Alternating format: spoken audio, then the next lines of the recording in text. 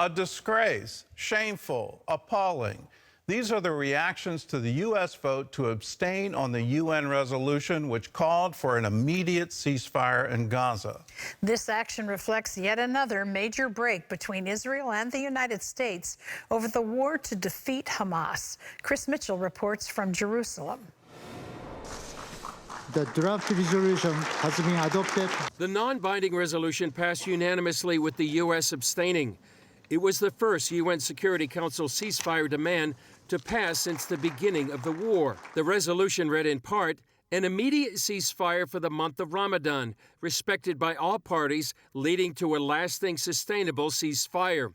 Separately, it also called for an immediate and unconditional release of all the hostages. The resolution did not condemn Hamas or mention the atrocities of October 7th.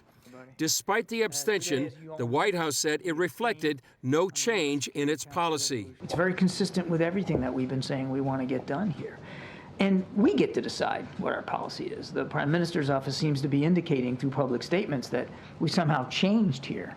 We haven't. But after the vote, Israeli Prime Minister Benjamin Netanyahu canceled the visit by his national security officials to discuss Israel's planned incursion into Rafah. He wrote the U.S. backed down from its stance of linking a ceasefire to the return of the hostages. He added, it gives Hamas hope that international pressure will allow them to get a ceasefire without releasing our hostages. In a statement after the vote, Hamas praised the resolution. Others, like former U.S. Ambassador to Israel David Friedman, wrote on X, just a naked demand for Israel to hand Hamas an ill-deserved victory. Hamas is celebrating the result. That tells you all you need to know. Former President Donald Trump told an Israeli newspaper that Israel has to finish its war on Hamas. We've got to get to peace. You can't have this going on. And I will say Israel has to be very careful. Because you are losing a lot of the world, you are losing a lot of support. Representative Mike Waltz sharply criticized the move. It's shameful. We don't go neutral when it comes to Israel. It's ridiculous. And if I were Netanyahu, I would pull back his delegation. Democrat Senator John Fetterman wrote, it's appalling the United States allowed passage of a resolution that fails to condemn Hamas. Republican Senator Ted Cruz wrote, today's resolution is a capitulation to and victory for Hamas. But Senator Bernie Sanders praised the resolution and wrote, the U.S. must push all parties to honor the ceasefire and rush massive humanitarian aid into Gaza to feed starving people. Israeli Defense Minister Yoav Gallant, already in Washington, warned of consequences if Israel does not defeat Hamas. We have no moral right to stop the war in Gaza until we return all the hostages home. If we do not reach a clear and decisive decision in Gaza, it may bring us closer to war in the north. Chris Mitchell, CBN News, Jerusalem. Well, I join with those who are appalled by what the U.S. is doing here. It's giving aid and comfort to Hamas. It's a terror group. What they did on October 7th is absolutely inexcusable. And they have vowed to repeat it again and again and again until Israel is wiped off the map. Israel has to defend itself. Hamas has to end. We can't end this and have Hamas still in control of Gaza.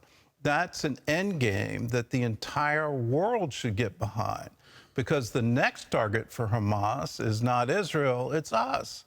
They're an arm of the Muslim Brotherhood. They have vowed to do this to the entire world. They had control of Egypt for a brief period of time, but there's a reason the Muslims in Egypt declared them illegal. There's a reason they've been in jail there, because they incite violence wherever they go. And we're seeing this again and again. When are we going to wake up to the reality of what Hamas is and how they cannot be in power any longer? All the international pressure should be put on Hamas. Release the hostages, unconditionally surrender, release Gaza from your cruel grip.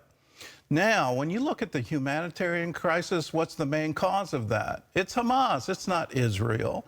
You can say, well, it's the war and all of these things. Who started the war? Before the war, there was a survey of the people of Gaza. 68% of them said they had food insecurity, which means they were going hungry. There was no IDF anywhere near them. They had complete control of Gaza. They were getting massive international aid, hundreds of millions of dollars, and they couldn't feed their own people. Why? Because they were putting all the money into these tunnels and into rockets and into planning attacks against Israel. We can't trust them now to give humanitarian aid to starving people. It's going to Gaza, but it's not reaching the people. Why? Because of Hamas.